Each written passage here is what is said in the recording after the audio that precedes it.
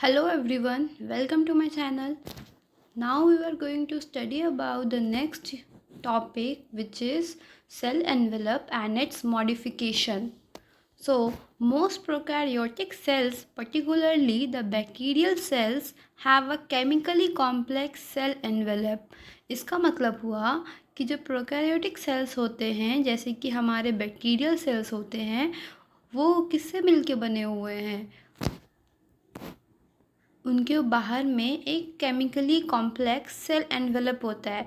मतलब सेल को जिसने कवर कर रखा है सेल एनवेलप, वो केमिकली कॉम्प्लेक्स कंपाउंड से मिलके बना हुआ होता है। The cell envelope consist of a tightly bound 3 layered structures. तो जो हमारा सेल एनवेलप है वो 3 लेयर्ड स्ट्रक्चर से मिलके बना हुआ है। द आउटर मोस्ट जो लेयर होती है वो बनी हुई है ग्लाइकोकैलिक्स, ठीक है, followed by the cell wall. उसके बाद सेल वॉल आता है, देन आता है हमारा प्लाज्मा मेम्ब्रेन। तो ये 3 लेयर हो चुकी है इसकी। सेल एनवेलप किससे बन के बना हुआ है? सबसे पहला outer most layer glycocalyx compound, उसके बाद आता है हमारा सेल वॉल, देन आता है plasma membrane. Next, although each layer of the envelope performs distinct function, सभी जो लेयर होती हैं इसकी वो distinct function मतलब अलग अलग फंक्शन परफॉर्म करती है, सबका अपना अलग फंक्शन है। They act together as a single protective unit, और साथ में वो मिलके एक सिंगल प्रोटेक्टिव यूनिट की तरह काम करती है। Bacteria can be classified into 2 groups. Bacteria को हम 2 ग्रुप में डिवाइड कर सकते हैं on the basis of difference in cell envelope. उनके सेल एनवेलप के डिफरेंस के बेसिस पे हम उसको 2 कैटेगरी में कैटेगराइज कर सकते हैं। And the manner in which they respond to the staining procedure develop by Gram. तो इनको हमने बैक्टीरिया को 2 तरीके से हमने डिवाइड किया है इसके स्टेनिंग प्रोसीजर के बेस पे।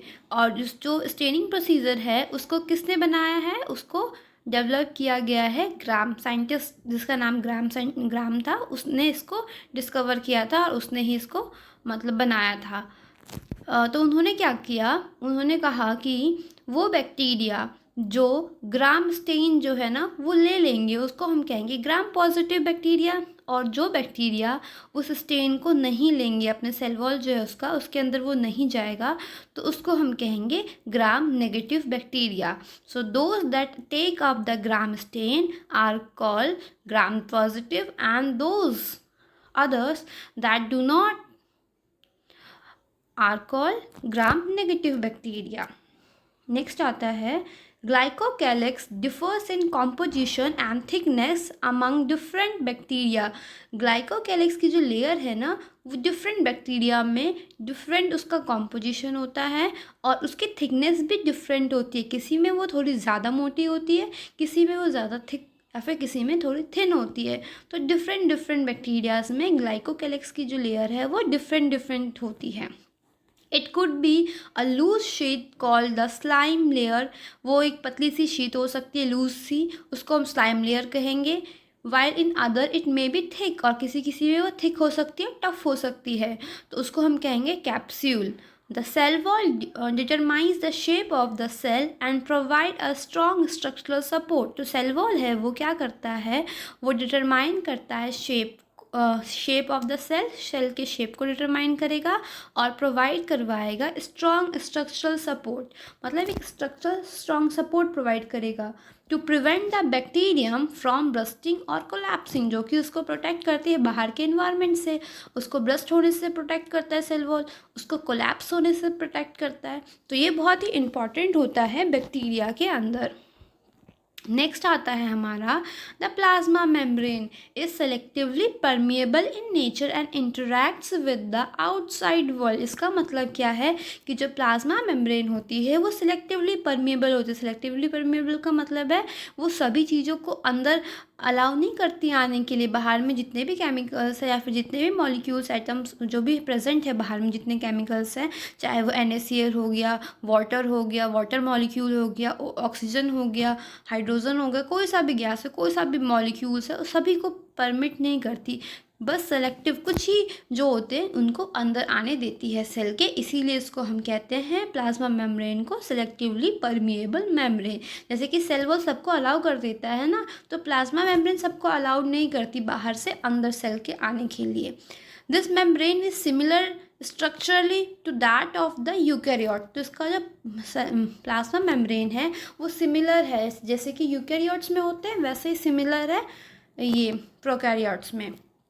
स्पेशल मेम्ब्रेनियस स्ट्रक्चर, एक स्पेशल मेम्ब्रेनियस स्ट्रक्चर जिसको कि हम कहते हैं मीजोजोम, जो कि कहाँ जो कि फॉर्म कैसे होता है प्लाज्मा मेम्ब्रेन के एक्सटेंशन से। मत कहने का मतलब है जब प्लाज्मा मेम्ब्रेन एक्सटेंड करके इनवर्ड इन्वेजिनेशन करती है तो ये मीजोजोम्स की फॉर्मेशन होती है into cell.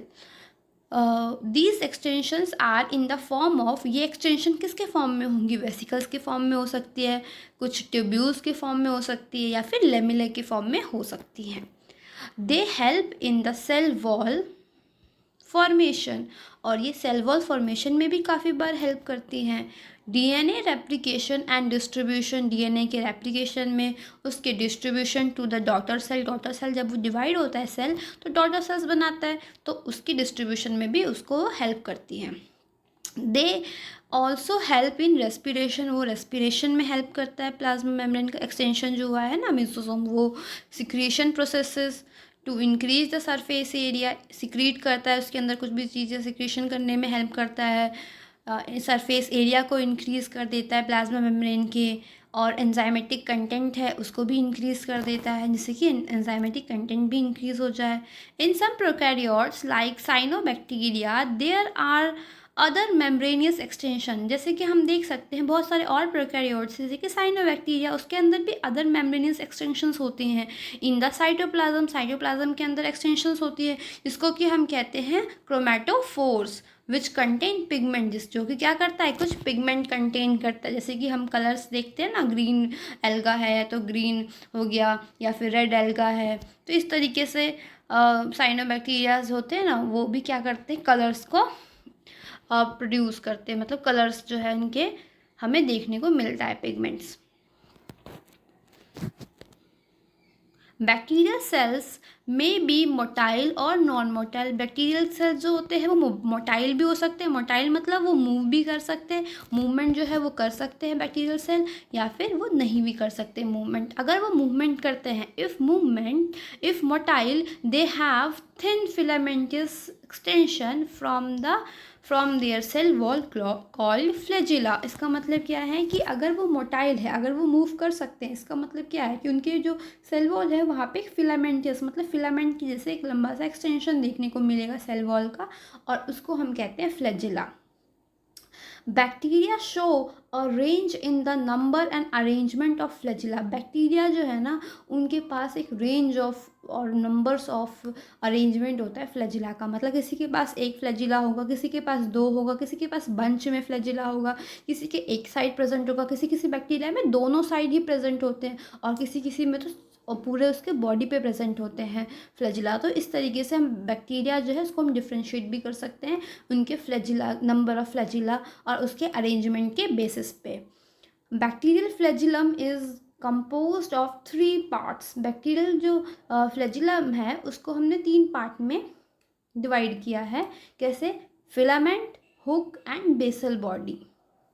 The filament is the longest portion, filament जो है हमारा लॉन्गेस्ट पोर्शन है, and extend from the cell surface to the outside, वो सेल सरफेस से बाहर की तरफ एक्सटेंड होता है।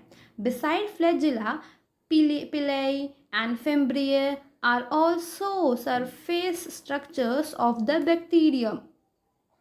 तो फ्लैजिला के अलावा पिली और फिम्ब्रिया ये भी जो है वो सरफेस के ऊपर एक्सटेंशन देखने को मिलता है, किसमें? बैक्टीरिया में, लेकिन ये मोटिलिटी में कोई रोल प्ले नहीं करते। कौन से प्ले नहीं करते? पिलाई और fimbria.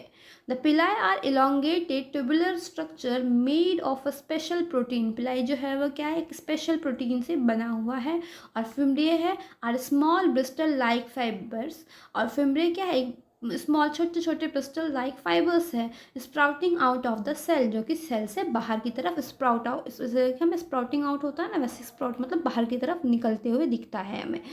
In some bacteria, they are known to help attach the bacteria to rock in streams and also to the host tissue. तो इनका काम क्या है, ये बैक्टीरिया को अटैच होने में हेल्प करता है, रॉक्स के ऊपर चिपकने में हेल्प करता है, या फिर होस्ट टिश्यूज़ जो है उसके ऊपर अटैचमेंट में हेल्प करता है, उसको वहाँ पे अटैच होके रुकने में उसको हेल्प करता है।